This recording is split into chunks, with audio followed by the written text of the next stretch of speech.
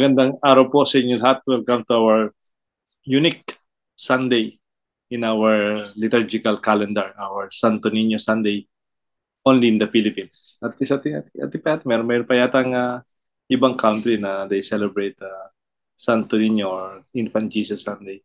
Pero sa atin sa mga Pilipino, napakahalaga po yung image ng Santo Niño since it was one of the basic initial images brought to us more than 500 years ago in Santo Niño de Cebu. No? And we celebrate this gospel from Mark chapter 10, 13 to 16. Pinipilit ka noon, pinipili ka ngayon. Pinipili mo ngayon from uh, from being forced to or rejecting something na now pinipili mo na. In fact, itong ideyang to galing sa homily ni Father Edwin Belay, yung idol kong pare. At kinukwento niya nung bata siya ay pinipilit magsimba. Pinipilit ng gumawa ng kabutihan. Hindi niya maintindihan. Siyempre, pinipilit. Mas gusto siguro ng mga bata. Gusto natin. Ako rin, naranasan ko to. Mas gusto mo sigurong sa bahay ka na lang, maglaro, matulog, o manood ng TV. And then later on, when you realize, pag wala na yung nagpipilit sa'yo, wala na yung lola, you continue doing what they ask you to do. Pagsisimba, pagtulong sa bahay. And later on, mula sa pagpilit, no? Ayun ay pinipili na. It's already by our choice and volition. Dito siguro tingnan natin ang ating ebanghelyo na sana yung mga bata, they can go through that process. Una, pinipilit natin. We encourage them to do something good. And then up to the point, on their own, they would embrace the faith and the values that we have as family and as a church. Kaya yung unang part, tingnan natin yung mga disciples when they were hindering the children from going closer to Jesus, for them to be blessed. Pwede sa panahon natin ngayon, mayroong mga disciples that in a sense, parang okay yung itsura, pero disciples of Jesus or mukhang magulang, kaya community, kamag-anak, or society that could hinder these little children, the kids, from reaching out their fullest potential. And second, let us see when the children are really brought to Jesus for His blessing. And when they are blessed by Jesus, they see their fullest potential, their leadership capacity, their confidence develop, their skills, and they are encouraged to serve and to help. And yung ikatlo, tignan mo natin sa Bible, different stories in the Old Testament, even New Testament, how young kids and young men, they were formed, they were trained, and later on, they became prophets, they became leaders, and even become kings. No? Tignan natin yun kung totoo nga nangyayari to sa buhay ng mga kabataan sa mabuting balita. Ito po ang ating gospel. Let us listen to our gospel from Mark chapter 10, 13 to 16, to be proclaimed to us by Judge Jobay Mercado.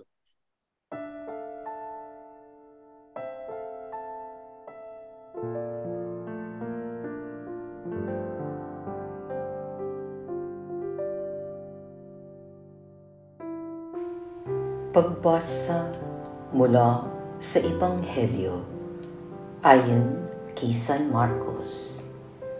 Noong panahong iyon, may nagdala ng mga bata kay Jesus upang hilinging ipatong niya sa mga ito ang kaniyang kamay. Ngunit pinagwikaan sila ng mga alagad. Nagalit si Jesus nang makita ito at sinabi sa kanila, "Pabayaan ninyong lumapit sa akin ang mga bata. Huwag ninyo silang sawayin, sapagkat sa mga katulad nila naghahari ang Diyos. Ito ang tandaan ninyo. Ang sinumang hindi tumatanggap sa paghahay ng Diyos tulad ng isang maliit na bata ay hindi mapapabilang sa mga pinaghaharian niya." At kinalong ni Jesus ang mga bata, ipinatong ang kaniyang mga kamay sa kanila at pinagpala sila. ang mabuting balita ng Panginoon.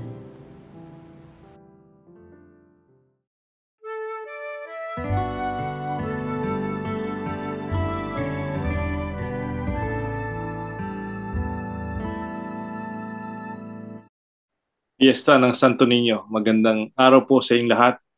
Pinipilit ka noon, pinipili mo na ngayon. Ito po si Father Deo Galang Joaquino in this wonderful Santo Niño Sunday reflection. At ito po si Bishop Ambo David mula dito sa Diocese of Caloocan. Happy Santo Niño Sunday po. Father Edwin Bilay po mula sa Diocese ng Cabanatuan. Kumusta po kayo? Ito pong title natin galing kay Father Edwin Belay. Dine-develop ko lang po padalas. Minsan ginagamit ko rin sa kumpil ay sa binyag, no? Mga bata, when we train them towards things that we believe minsan, matigas yung ulo ng bata. Sabi ko, dapat mas matigas yung ulo natin. Makulit yung mga bata. No? Dapat mas makulit tayo when we are training them, forming them. Kasi kung tayo lang kasi, syempre ayaw ng mga batang pumunta sa simbahan.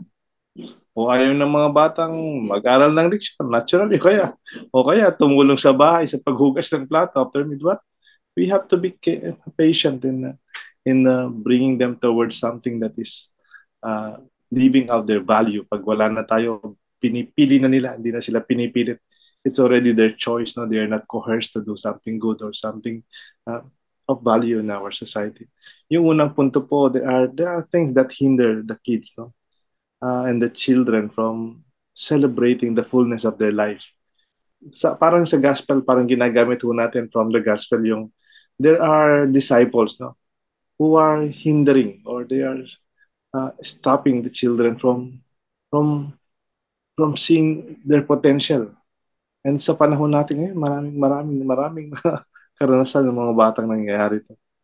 Even domestically, socially, and even in our culture per se, no, Bishop? Yeah. Well, actually, Father Deo, I'm sure meron tayong ibang mga manonood na medyo magre-react ng kaunti and they'll probably say, kailangan naman talagang disiplinahin ng mga bata.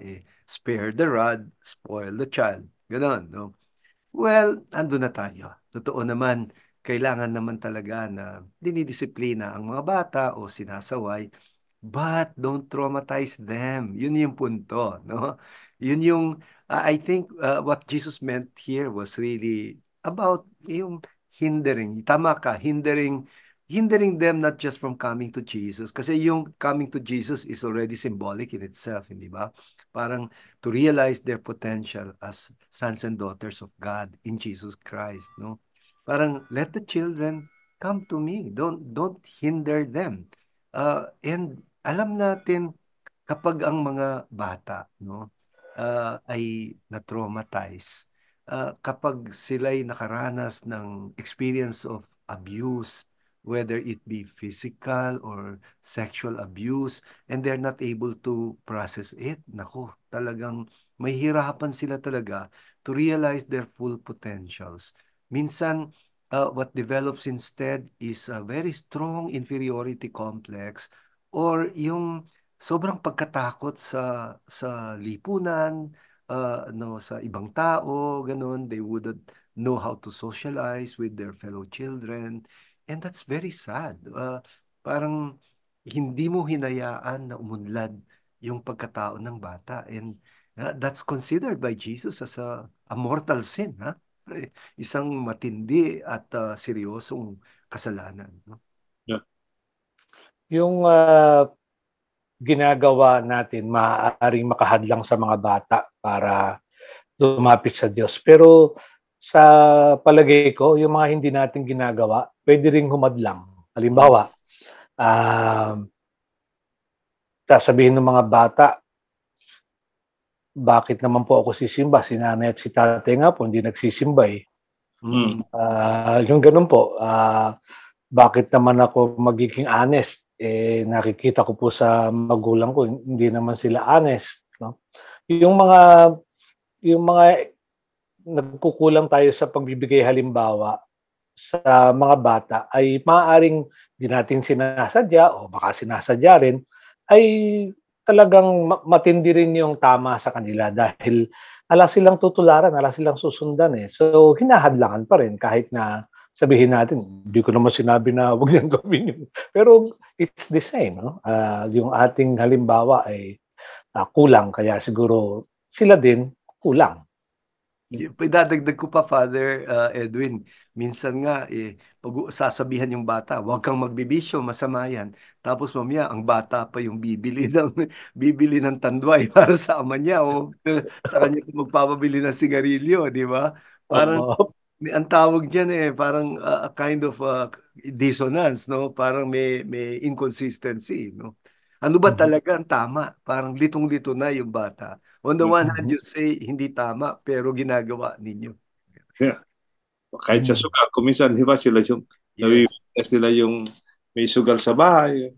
At kuminsan, sila yung inuutusan ng mga the lifestyle. No? Without, parang this is hindering in a negative way without intending it. Pero wala silang parang makikitang halimbawa. Maganda kasi yung nag-seminar kami, Bishop Father Edwin kahapon with Dr. Gabriel uh, Yeah. who works on child protection and the protection of vulnerable adults. Napaganda na-inspire ako dun sa pagkikinig ko kahapon. More than 500 teachers from Pampanga, directors ng mga eskwelahan sa Bataan, tsaka representatives sa eskwelahan ng Katoliko sa sa Tarlac. Parang nakita ko na we are all responsible in making sure that the children are not hindered from their fullest potential. No? Kunyari, yung physical abuse, yung sobrang pagdisiplina, pagpapalo, no? So tayo pinapalo din pero minsan merong tinatawag na parang pagpalo pero parang may sakit na rin yung tatay o nanay, parang yung pagpalo nila, ano na rin yung it's an expression of their own problem. Kailangan natin ng address no? Meron din tinatawag na discipline from love at meron ding sadistic discipline. Narinig ko kay doktora niyan. Parang sinasaktan mo lang kasi gusto mo lang masaktan. And that will not help. No? Meron ding psychological abuse. No? Parang sobrang takot, sobrang trauma. Sige, pag ginawa mo yan, parang ganun.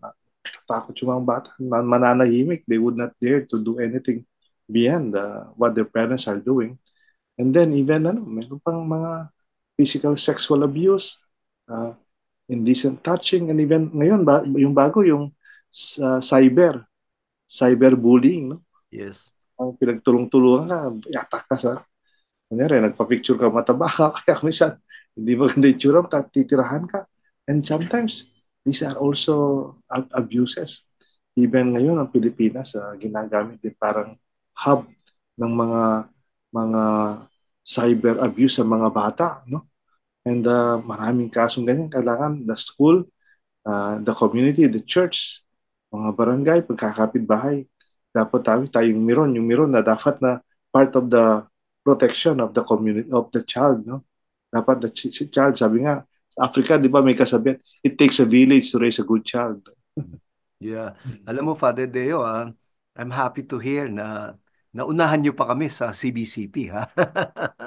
Si ano pa naman, si Bishop Apundong. Yes, kasi si Archbishop Florentino Lavarias po ang Archbishop ng San Fernando, Pampanga. Sa CBCP, siya po yung pinaka-commission head ng Yeah. safeguarding of minors at vulnerable adults. At parang itong darating naming plenary assembly, actually, ito rin yung topic namin, Father Deo. Yung, yung how to make every parish a safe space for children, how to make every church institution, parish man siya or eskwelahan or anything, uh, na siguraduhin nating they are safe spaces for children. Kasi remember, among the harshest things that ever came from the mouth of Jesus ay yung address doon sa mga people who cause scandal on children, di ba? So Mark chapter 10, 13 to 16, di ba?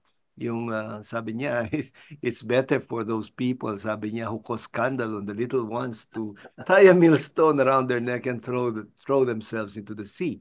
It's not so typical of Jesus, to talk like that. But I think parang biniverbalize niya yung deep disgust, for people who take advantage of children. And prevent or hinder them from realizing their full potential as sons and daughters of God. In fact, even the gospel ngayon, Bishop, 2 beses ko lang nakita nagalit si Jesus eh. Mhm. Hindi mo siya nagalit sa harapan ng mga crowd asking him to be crucified o sa harapan ni Peter who denied him. Yeah. 2 beses lang siya sa tingin ko no, na Bible expert. Yung yung when they turned the temple into a marketplace, Yeah. here, he became indignant yung term. No? Talaga nagalit din siya nung nakita pinagbabawalan yung mga bata. Parang really, Jesus telling us they are at the center of the kingdom of God. No? So thank you for this discussion. We can be aware, no? We can yung activity namin dito, Bishop, parang pinapagawa kami ng community kung ano yung mga lugar na nagiging risk factor sa mga bata, no? For abuse or for anything that can traumatize them. And where are the safe ground, no? Positive factors that can also protect them and bring out the better part of them. Kaya po yung second part natin, yung going to Jesus as a blessing that the children will really experience the graces of the life given is giving them. Magbabalik po ang Men of Life.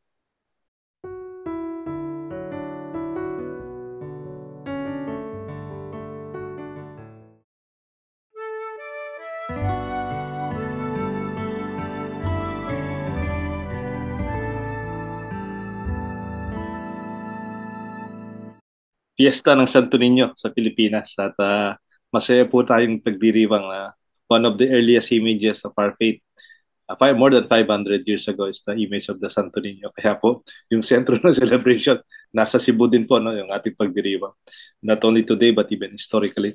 At yung ikalawang punto po ng ating Santo Niño reflection ay yung let the children come to me. Yung invitation ni Jesus.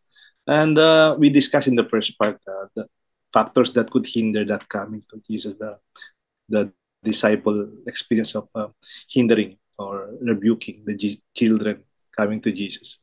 Ikinagalit pa nga ni Jesus yun. Pero if we go to Jesus, parang if we go to the community, to the body of Christ, the Christian family, the community, the church, even a loving family, a witnessing community, or the church, no?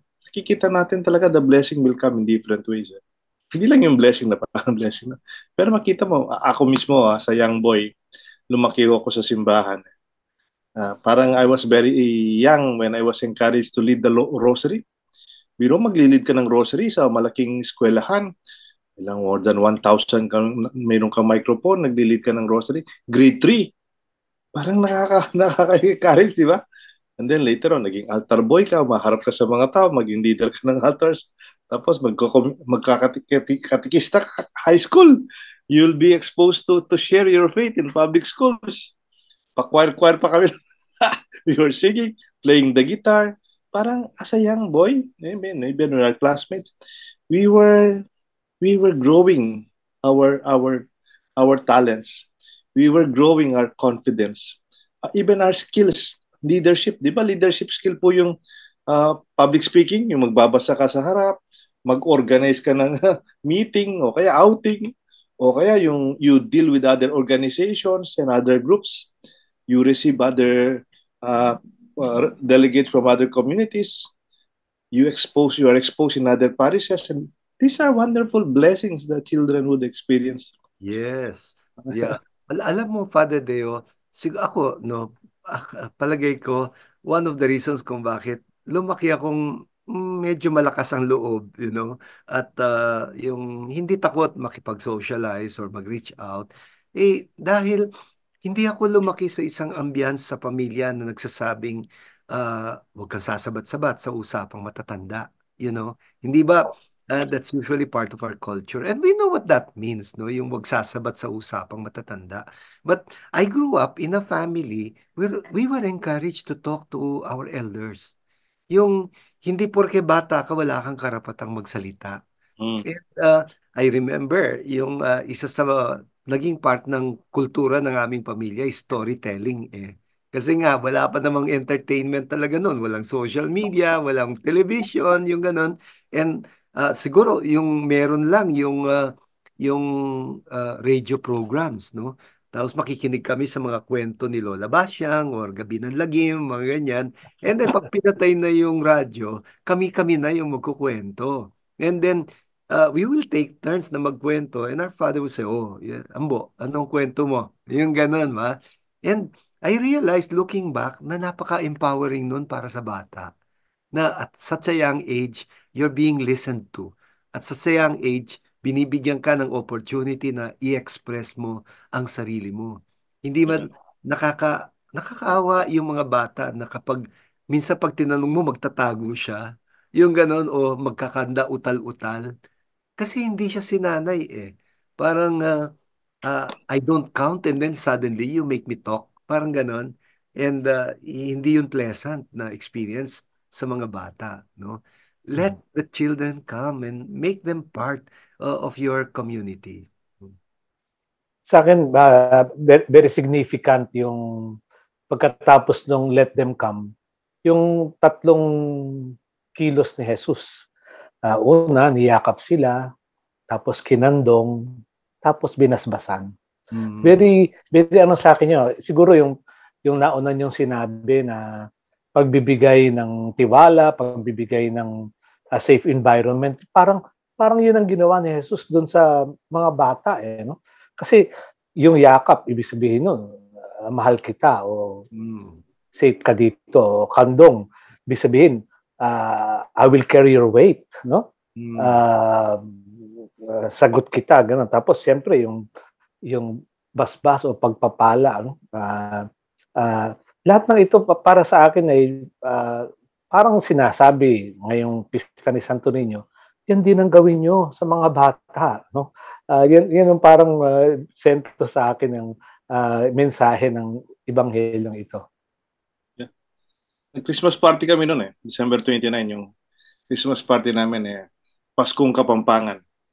Lahat ng mga songs ng artist Santa Rita, yung mga danceable, yun yung mga presentations namin. No? Ayan, sa Clark, sa Deca, sa Margot, San Antonio de Padua, Lady of Lourdes, sa parokya namin. Alam niyo po, naging #1 champion yung youth eh. Yung mga bata, ang galing nilang sumayaw. Totoo naman, magaling sila. Pero bumigay din yung mga galing ng mga matatanda, no? mga ating kupong sing-sing, yung, yung presentation nilang maring-maring. Pero ang gaganda rin po mga seniors. Pero alam niyo po, sabi ko nga, masaya ko nanalo yung mga bata. Parang makita mo in their face, yung talon nila. Natalo natin matatanda. Yung parang the community, pumapalakpak sa kanila, no? Parang sabi ko, this is the community we like to have. When the old would encourage the kids, kaya nyo yan, di ba? Natalo nyo pa, mas magaling pa kayo sa amin. In fact, nangyari ho, yung mga nagko-choreography, yung mga bata eh, sa mga matatanda for the songs. And when we have a community that you don't mind them mixing with other kids, even with the old ones, para bang becomes a real body of Christ. When we really, yung ano po ito, yung isang gospel na who is the greatest in the kingdom of God? Tapos tinawag ni Jesus, Matthew 18, no? 2-5. And Jesus called one of a child in their midst. Unless you change and become like a little child, you will never enter the kingdom of heaven. Therefore, whoever humbles himself like this child is the greatest in the kingdom of heaven. Para bang talagang ganda naman pag nakikita natin ang ating kabataan ay nasa sentro ng ating mission. Kasi tayo, sabi nga, tayo matatanda, more or less okay na tayo. But we really have this assignment. They are our success source. Without them, parang walang magpapatuloy kung ano man ang nagawa natin ngayon. And I really pray that they will be better than us. And ito po yung magandang balita ng ating Ebanghelyo this Santo Niño Sunday. Magbabalik po. Bago ka mag-break, Father Deo, I gusto ko lang ihabol na if you remember, there was a time na I called attention doon sa yung kapansin-pansin sa mga royal family when they talk to their children. They don't talk down on their children. They stoop and then talk to them on eye level. Parang ganun, no? And sana hindi lang mga royal family ang gagawa noon, no? I think all people who value children, you should treat children that way. Kasi it's very uplifting eh. Parang hindi mo i-expect ang bata to see the world the way the adults will do. But Yeah. all adults were once upon a time little children. Yeah. So they are capable of seeing eye to eye with children. And that's very empowering para sa mga bata. Yes. Amen. Thank you, Bishop. Thank you, Father Edwin. Balik pong Men of Light. We'll discuss our Bible trivia after a few moments.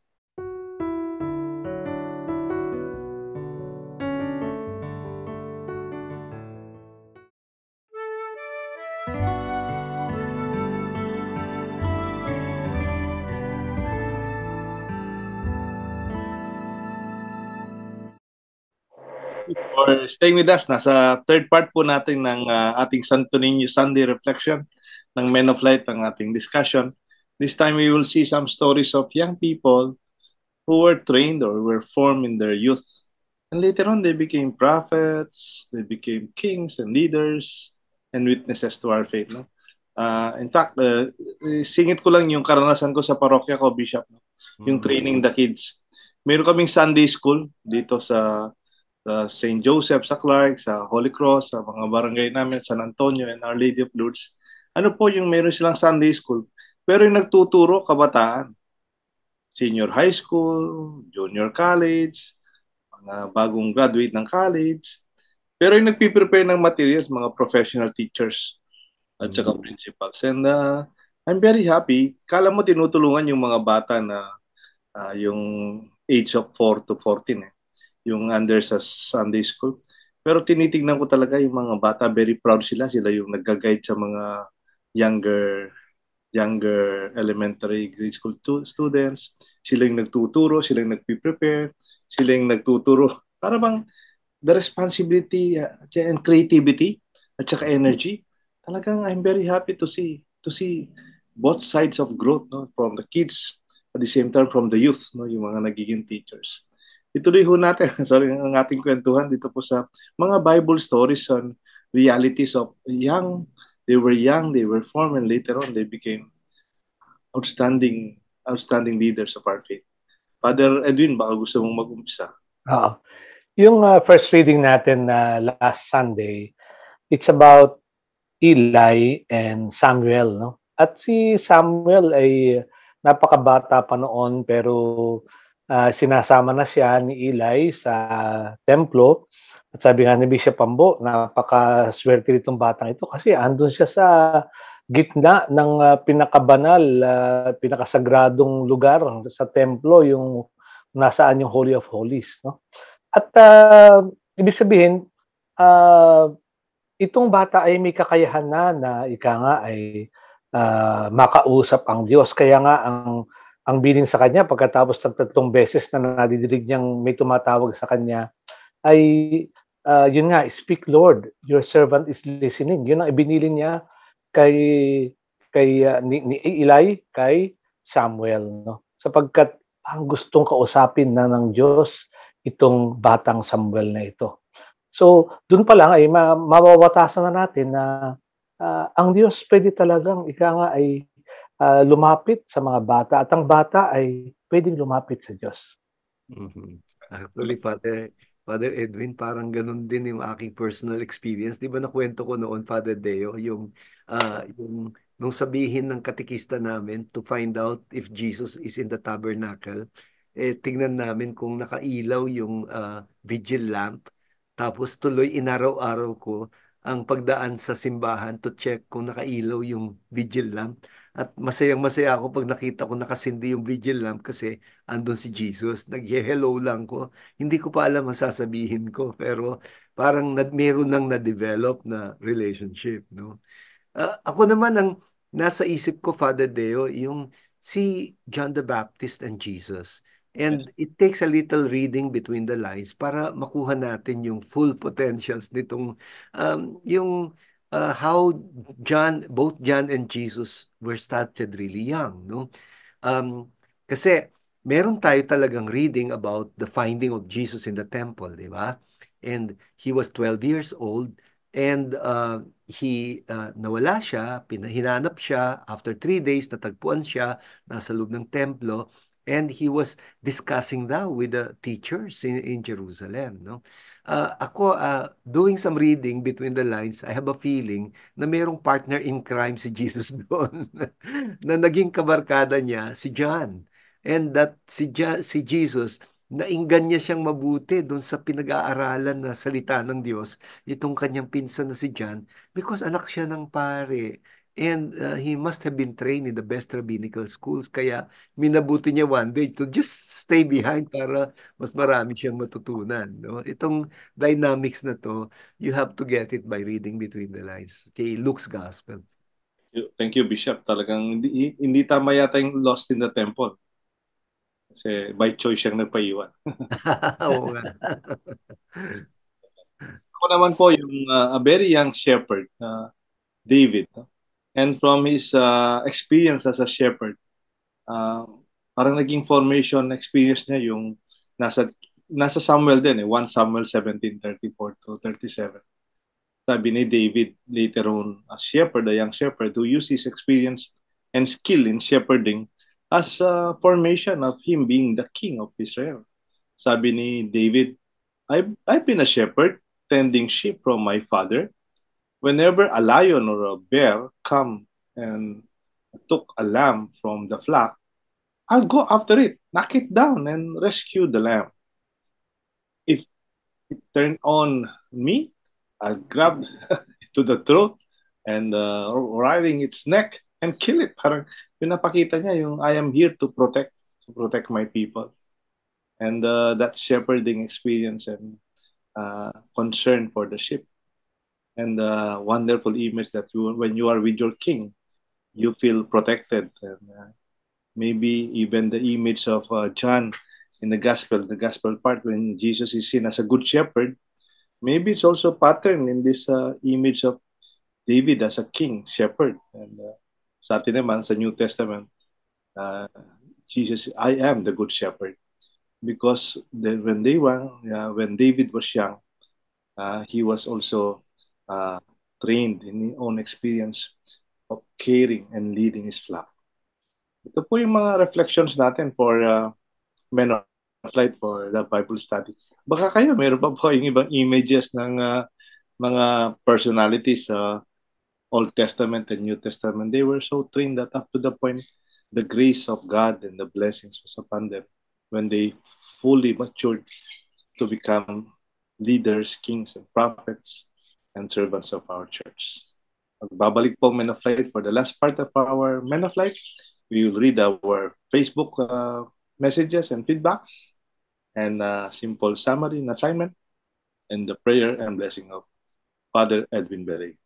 Magbabalik po ang Men of Light.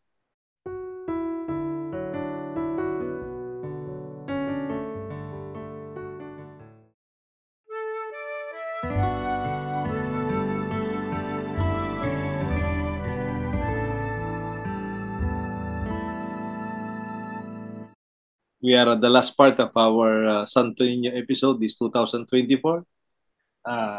Pinipili ka noon, pinipili mo na ngayon. Ang ating pong Facebook messages, Bishop Pambo will be reading them other than the early birthday greetings niya. Meron ng greeting, March 5 birthday. And bro, ikaw already did. Our Facebook friends. Yeah. So, para wag sila malito, Father Deo, linawin mo na March 2 pa ang birthday ko. Ewan ko ba. Anyway, ito yung mga Facebook messages natin. One from Jennifer Villarreal Ortiz. Ang sabi niya, sometimes in our life, we find peace in the confinement of silence.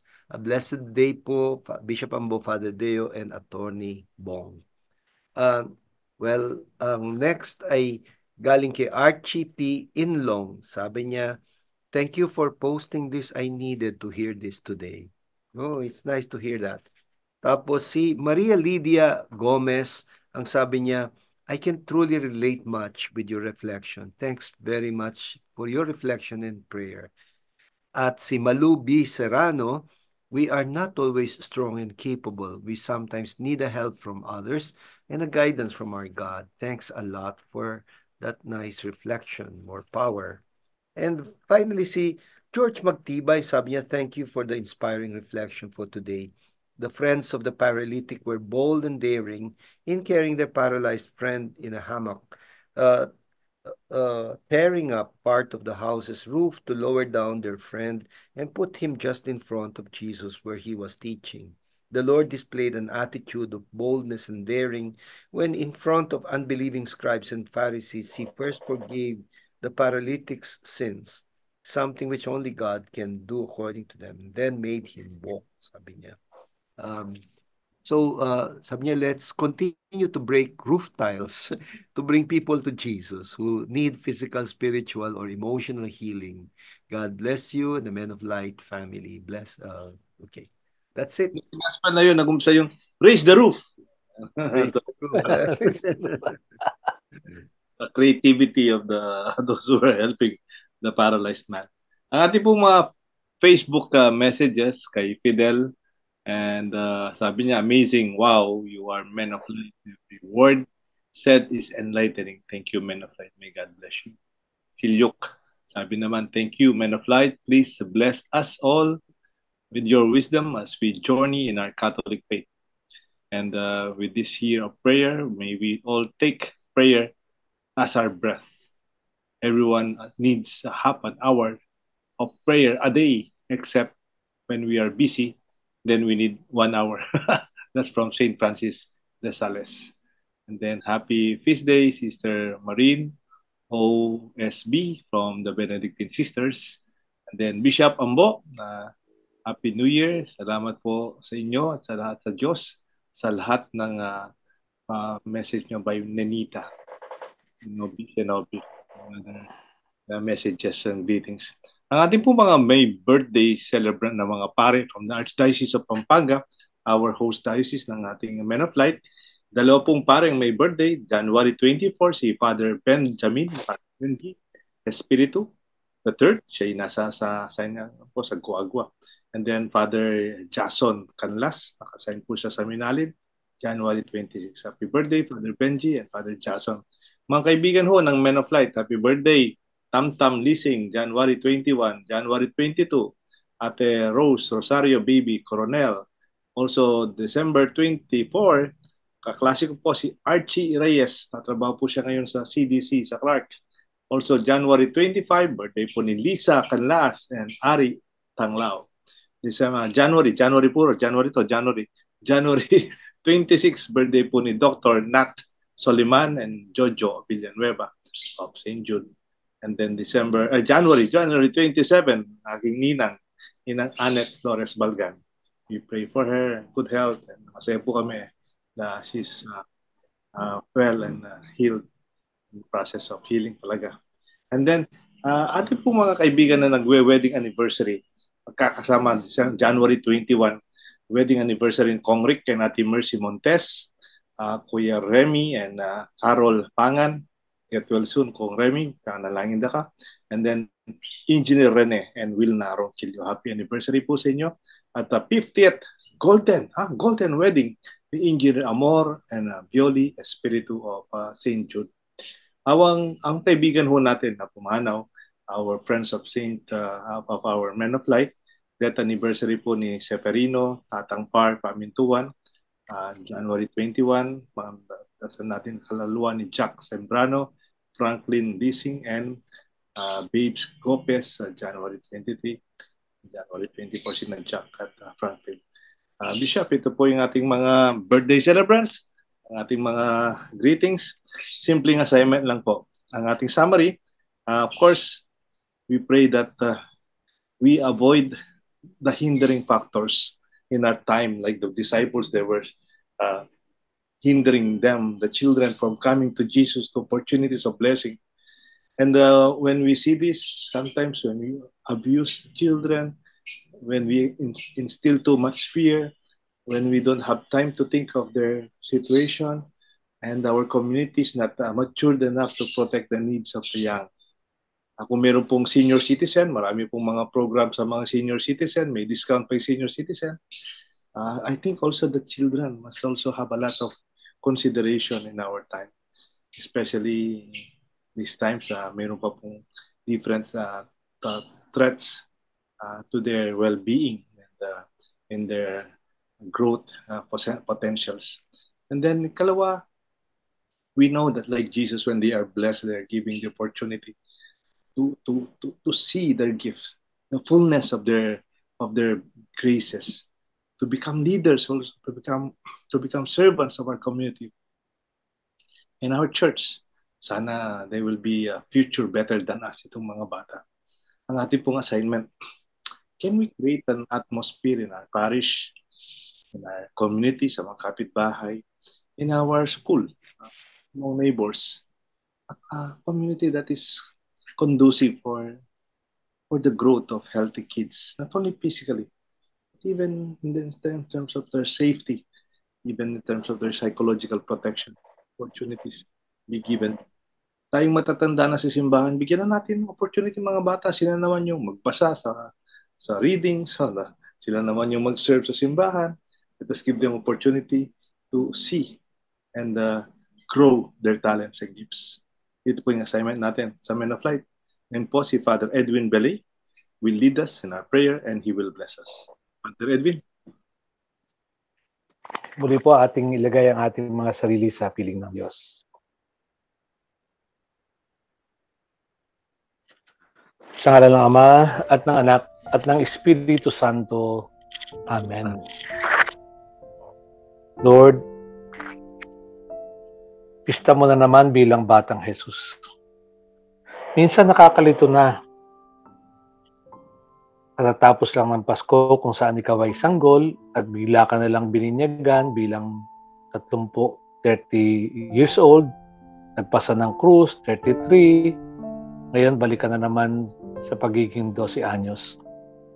Subalit alam ko na ikaw lahat ito at sa bawat yugto ng buhay mo, ay nag-iiwang ka ng aral. At anong aral mo ngayon para sa akin? Una, nabalikan namin ang dating kami nung kami ay bata. Naiwala o nalimutan na namin na kami ay mapagtiwala, mapagpatawad, mapagkumbaba, masunurin. Habang lumalaki kami, lumaki na rin ang aming mga ulo. Tumigas na rin ang aming mga ulo at pati ang aming mga puso. Naging mapagmalaki at tumaas ang tingin namin sa sarili. Hindi naman kami dating ganito. May kauhawan sa amin na makabalik pag nasasambit namin. Mabuti pa ang mga bata, walang problema o kaya ang sarap maging bata, masaya. O buti pa nung araw. Sasabihin ko ba sa sarili ko na di na pwedeng ibalik?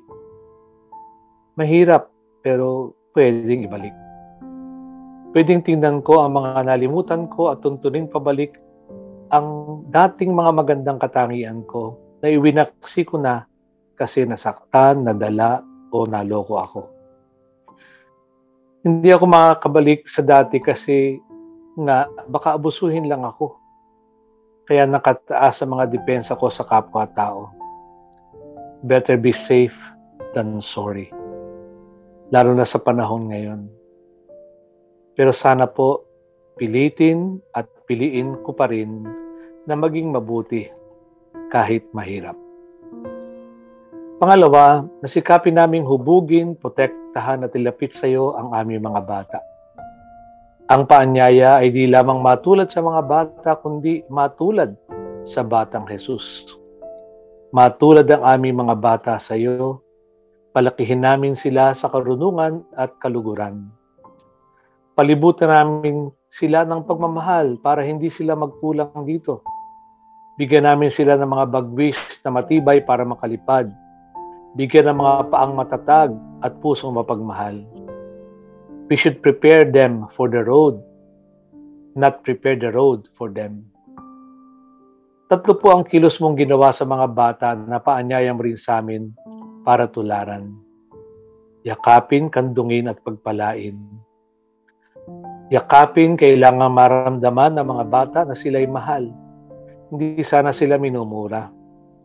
Sinasabi po na kapag mayroong happy childhood dahil kumpleto sa pagmamahal, mas buong pagkatao. Kapag kulang at naipagkait ito sa tao, nagkakaroon ng problema sa sarili at pakikitungo sa kapwa. kandungin, kumbaga, madarama ng mga bata na malapit sila sa iyo, walang pagitan. Dala mo ang kanilang bigat, sa kandungan mo sila dapat lumaki, hindi sa kandungan ng iba o ng mundo. Pagpalain, humingi at pagbigay ka ng blessing. Magmano at magpamano. Pag nagpapamano ako, nagiging daluyan ako ng biyaya. At sa aking pagmamano, nakakatanggap ako ng biyaya. Nagpapala ako at pinagpapala ako. Tulungan mo kami, Lord, na ipagsanggalang ang mga bata sa masasamang hilig at sa hibo ng mundo, na maituro sa kanila ang mabuti at marangal na pamumuhay, na maibahagi at maisali namin sa kanila ang pananampalatayang aming tinanggap at mailapit namin silang lagi sa iyo. Ang lahat pong ito itinataas namin sa iyo, Ama, sa pamamagitan ng Jesucristo, kasama ng Espiritu Santo, magpasawalang hanggan. Amen. At sumainyo ang Panginoon at pagpalain kayo ng makapangyarihang Diyos, Ama, Anak, at Espiritu Santo. Amen. Magandang prayer, Father Edwin. Galing-galing talaga. I wish I could make one prayer like that. Ganda. And really, lalo at maging daluyan. Yeah, wonderful reflection as a prayer also. Salamat, Father Edwin. Your presence is very gracious. Of course, kay Bishop Ambo. Pagod na pagod. Antok-antok pa nga kanina. Salamat sa kape. Salamat sa kape. And also to Father Jonathan. Kahit di natin nakikita, he worked so hard to make sure we have an episode every weekend. Ito po si Father Deo Gala. Iba, Santo din. At ito po si Bishop Ambo David dito sa Diocese of Caloocan. Mga kaparokya, hanggang sa muli. Bye-bye. Father Edwin Bilay po mula sa Cabanatuan, Pete Senior.